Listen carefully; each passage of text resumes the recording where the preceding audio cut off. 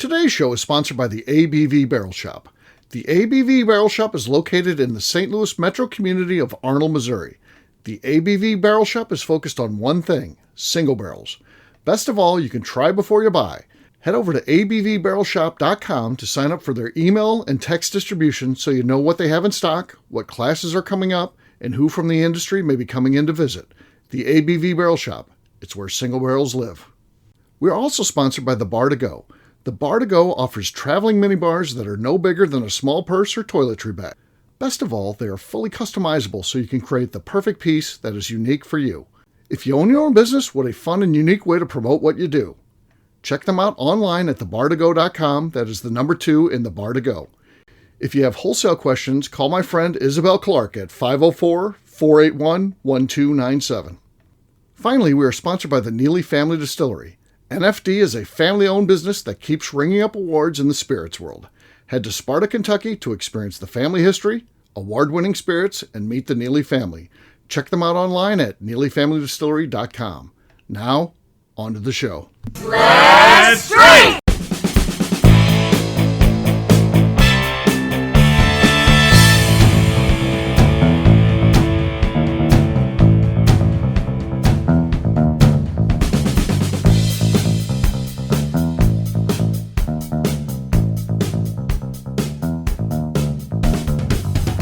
Welcome to the Bourbon Daily, the podcast about everything bourbon delivered to you every day of the week. Today on the show, we discuss guitarist Dererk Trucks' Ass Pocket Whiskey brand. My name is Justine Mays. Please join me in welcoming my co-host Steve Akeley, along with our special guests Goeken and Joe Ferrara. Hey gang, what's up? Hi everybody. Hey, I felt like I had to say that slow because it seems like a tongue twister if you say it quickly. You got to be careful. Yeah. Dererk Trucks, Ass Pocket Whiskey. Yeah, be careful. All right. No one can come up with a small talk, so this group is going to have to go through some training. I'm going to set that up. It's a half a day on a Saturday Zoom class where we can talk about how to get that. In the meantime, we're going to go to the cards. So let's see here. We're going to go random. I'm going to go kind of towards the front. I seem to always go towards the back. I'm going to go towards the front. Okay, here we go. Do you like watching the Olympics? If so, which sports do you watch? Do you like the Olympics? All right. Absolutely. Yes. Okay. Big fan of the Olympics. Me too. Yeah. So I got married in 92, and I want to say that was an Olympic year. Okay. And so that was one of the first things that we did in our apartment was watch the Summer Olympics. Sexual Olympics? Oh. Yeah, yes. We had 12 throw pillows on the bed a la Tim Swyatt and for positioning and landing. Uh-huh. In Summer Olympics, I really enjoy track. Right. I like watching especially the heat races or the sprints, up to I would say 800, maybe a mile. Like the real long distance runs, that's boring. I don't care for those, but I love the sprints. I don't care as much about the field events, but I like the sprints, and I like wrestling. I was a wrestler, so I like to, and there's a lot of that I skip, but I have record all of it and then pick out the matches that I want to see. Okay. Yeah. Those are the ones I like in the summer. And swimming. Swimming, yeah. Yeah. Okay. All right. I have to say I'm pretty much the same as Jim there. I like track and field. I like the Summer Olympics. Not as much Winter Olympics. Some of the skiing stuff I like. The one where they go off the big slope and fly through the air. That's kind of cool. But I'm not really big into the Winter Olympics. I love the Summer Olympics and watch a lot of stuff. The only difference, I can switch out boxing for wrestling. I like boxing and it's a pure form of boxing. Other than, of course, whatever country is hosting tends to get the favorite opinion of the judges. I don't like that. So, but other than that, I enjoy boxing and then swimming and the sprints for sure. It almost seems more corrupt than professional boxing. Yeah. Oh yeah, definitely. Yeah. I agree. So, all right. Some of those countries though, you get in, I mean, I got to support their own, and they're probably, like the leader of the country's like, they're going to win, right? Well, we're going to judge it, and whoever does the best. No, our guy's going to win, correct? I was like, yeah, oh, yes. I would hate to be involved in that stuff. That would be crazy. All right, let's go to Justine. Let's see if she likes the Olympics, and if so, what does she watch? Yeah, I mean, I like them. Like, I don't go out of my way to watch it, but if I am watching... You like the breakdancing? Do you like the breakdancing? Come across it now. I like... Dancing was it was like, 40 years too late? I like the gymnastics and the, like the skiing, like you said. I like figure skating, swimming. I like the diving too, when they dive. I don't know. That I do kind of like the diving too. I mean, I could never do it. So I think that's why it fascinates me that these people just get up there. But yeah, I mean, like, I'll watch it, but I don't like run home and watch it. I can watch the gymnast if USA is good. Like, Simone Biles, that's very enjoyable to watch, when she's at her best. The ice skating, though, I can never get into that. I hate the ice skating. It seems a little too much drama, and people getting kneecapped and whatnot. Why? Yeah. So. But yes, like I said, when it's Team USA though, that's the gymnasts are doing good. That's must see TV at that point. Yeah. Joe, how about you, man? For me, if my wife wasn't watching it, I probably would not even turn it on. Okay. But I like watching the gymnastics, some of the track and field. Right. The year I got married was the day I got married was the finals for the basketball team. The Americans, I think this is the '84. I think it was the Americans first thing. Whoever. Dream team stuff. Right. Yeah. I had to bring a television into the back of the wedding because there were so many people that were into that game that and towards the end of the wedding, you just see people like, yeah, screaming because somebody, got ahead. And I like curling because that's probably the only sport I could play. You think, that might be. But then again, I don't think I could stand up on the ice for very long either. But that's something that I just find like almost hysterically funny. It's a strange sport, right? It's fun to watch on.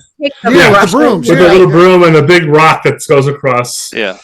It's absolutely strange. But, it's like bar shuffleboard for adults. Exactly. It's like they need to have a beer in one hand. It's like darts. People that play darts are all drunk while they're playing. They say you play better. There's been a scientific survey that says having a couple of beers that make you a better dart player. Yeah. I think these guys are all drunk also, or the curlers should be allowed to have a beer. Yeah, a beer or a couple of gummies. Yeah, something.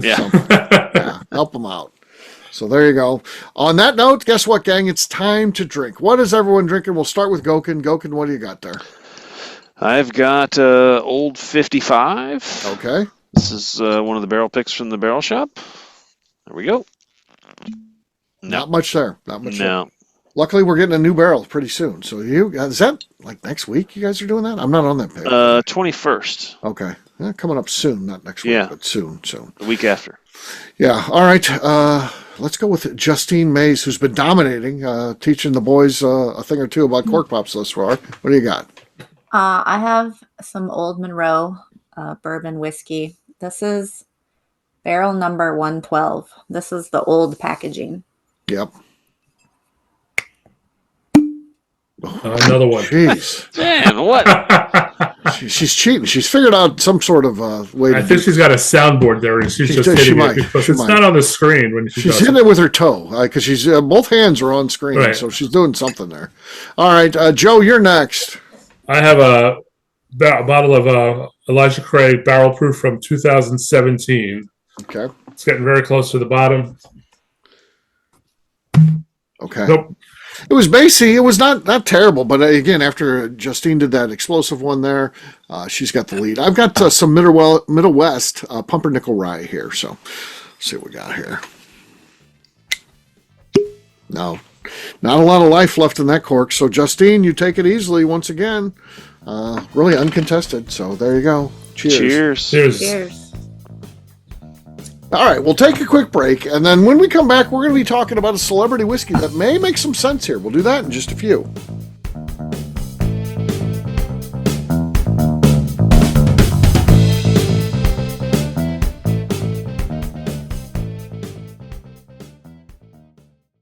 Okay, let's talk about the people that make these shows happen.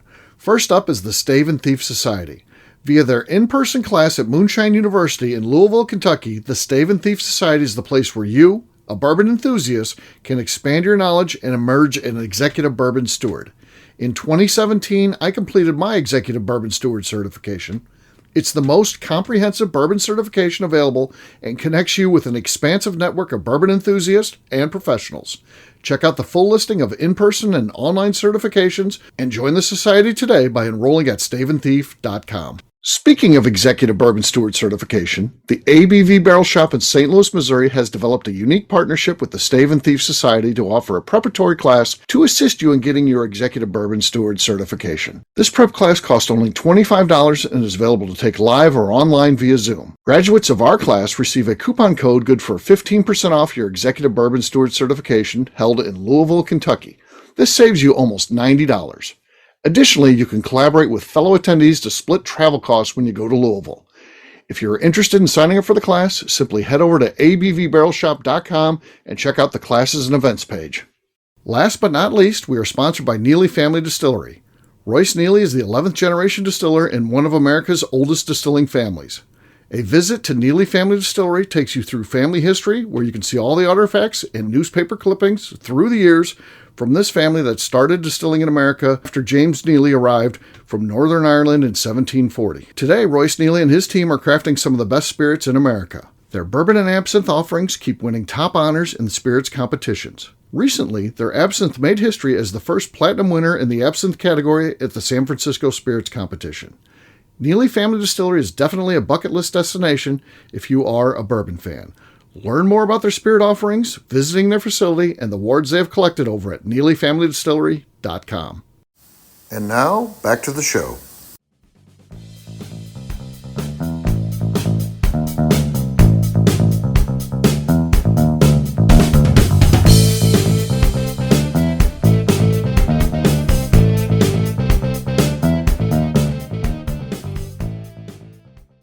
This is Willie C. Moore, and I'm here with MB Rowan, and you're listening to the Bourbon Kit Daily.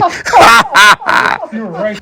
Welcome back. Today on the show, we are talking about a celebrity whiskey that actually makes some sense. Yes, we are. So the idea is that you've got a celebrity whiskey here, obviously, and but doing something a little bit different. So it's only available in 200 milliliter sizes, the size that would fit in your back pocket or your ass pocket, if you will.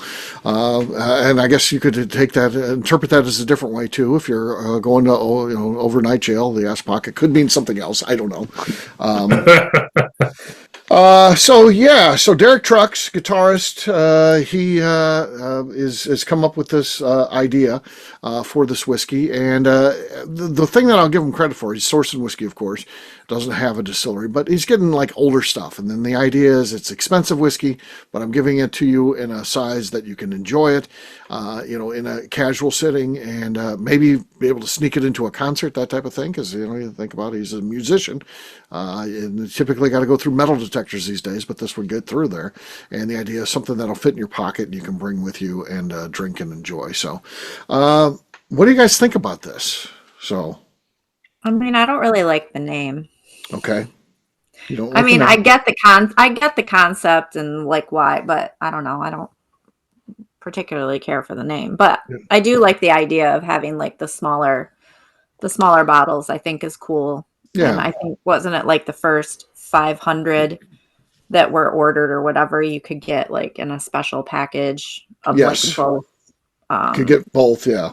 Yeah.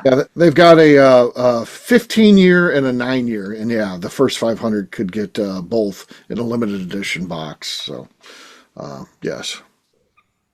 What else? Looks like what, 75? Kind of expensive. Yeah. It is expensive. It is expensive. $75 for 200 milliliters, right?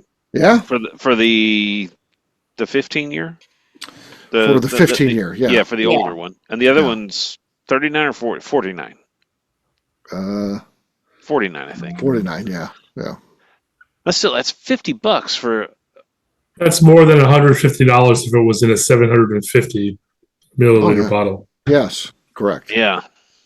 But also, like, I mean, when I first read that, I was like, and when I saw the prices, I was like, well, that's a little bit ridiculous. But then, I mean, I also paid $50 for 200 milliliters of the 3-chamber rye from Leopold Brothers. But I think that's a good deal because the normal Leopold Brothers sells for about $220, 200 to 220, and you're getting 800 milliliters for $200 if you buy 4 of those. I think that's actually a good deal on Which that. I did because I figured out that you get like a little bit extra for the price, and also it was easier for me to put those in my suitcase and fly home than a 750. Yeah. So I think that's the way to go. You could have put them in your ass pocket. Yeah. I could have. So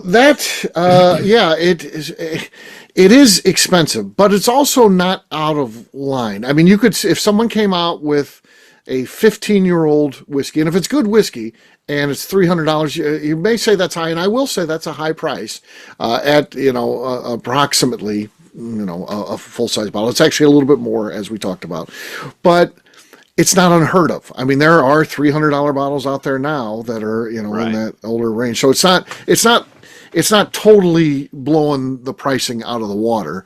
And then Derek is saying, of course, that it makes it affordable that you can get access to a whiskey that would cost you, for a bottle $300. You only have to pay $75, and you can enjoy a taste of it. So at least there's some rationale or thought there. Again, it is like. It's kind of like buying a pour of whiskey at a bar, versus correct. You could get the same bottle for 3 pours, and have 20 more to take it home. Mm-hmm. So I kind of get that, and I think the 200 milliliter packaging is kind of interesting. Travelability. To take it with you and to take multiple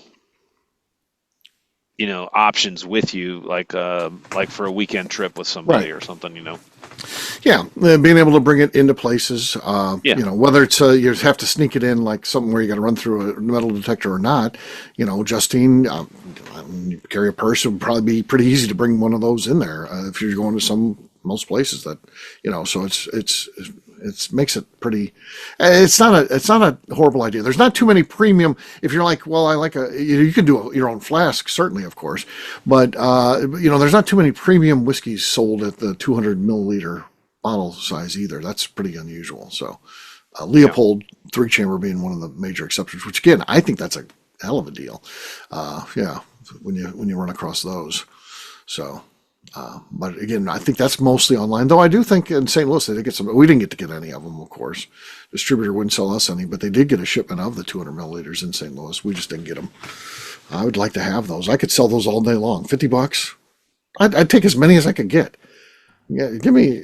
At one time that you got them in there, I called you. Like as soon as I seen you post that, I was like called. Right. Every once in a while. And what we found out was we would just order it every week. And then when the lady who's the sales lady was on vacation, we would get it. We would get the order because she would just pull it from us. She's like, no, those guys aren't good customers. They don't get it. Well, when she's not there, the substitute doesn't know. Someone's managing her territory. Matter of fact, the guy brought it one time to us because he was like, I missed the truck. Here you go. And we're like, oh, thank you. We always order this from you guys.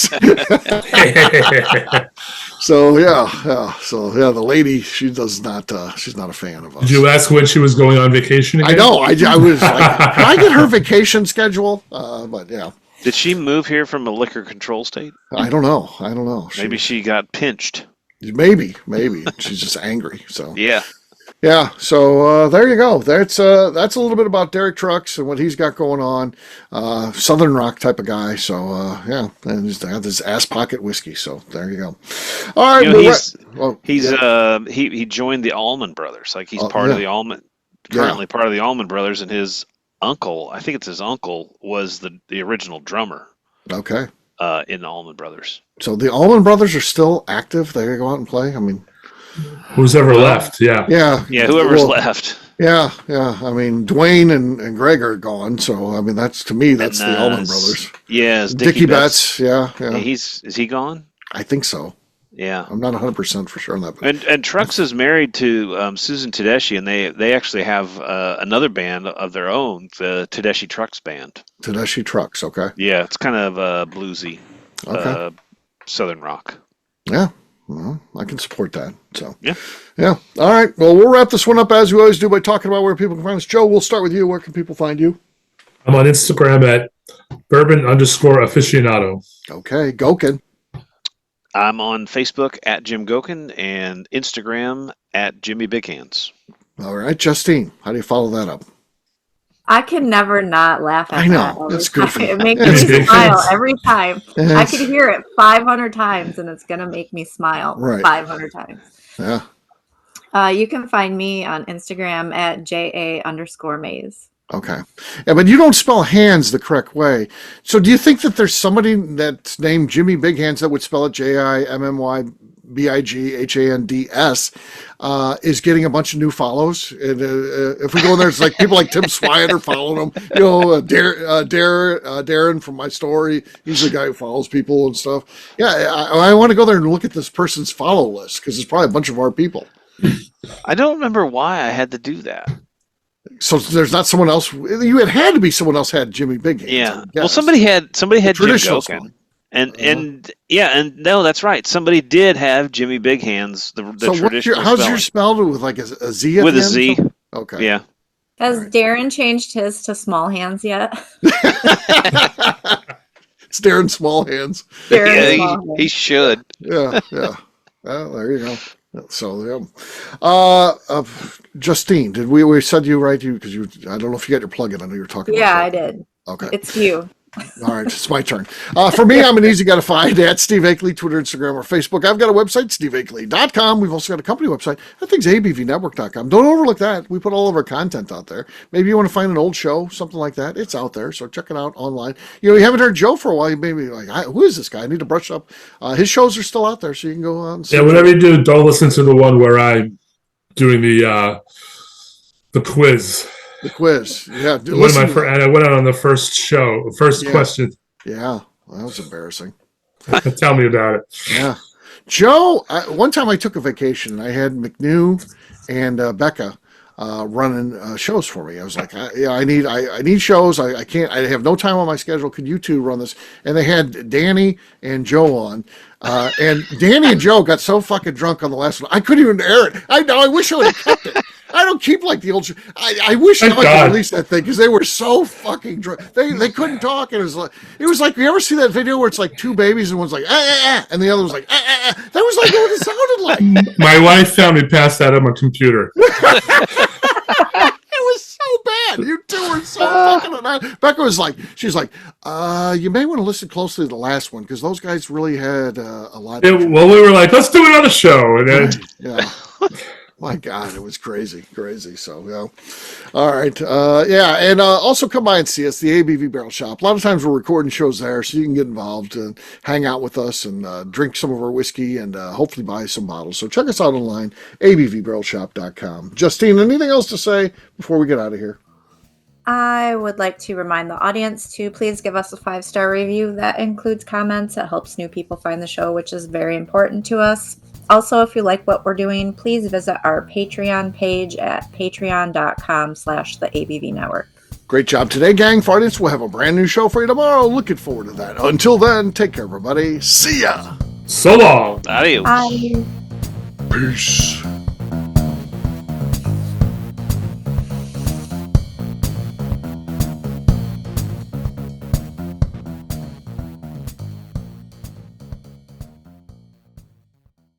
Before we let you go, let's talk about one last thing. The ABV Barrel Shop in the St. Louis community of Arnold, Missouri. The ABV Barrel Shop is focused on a couple of things. First of all, single barrels.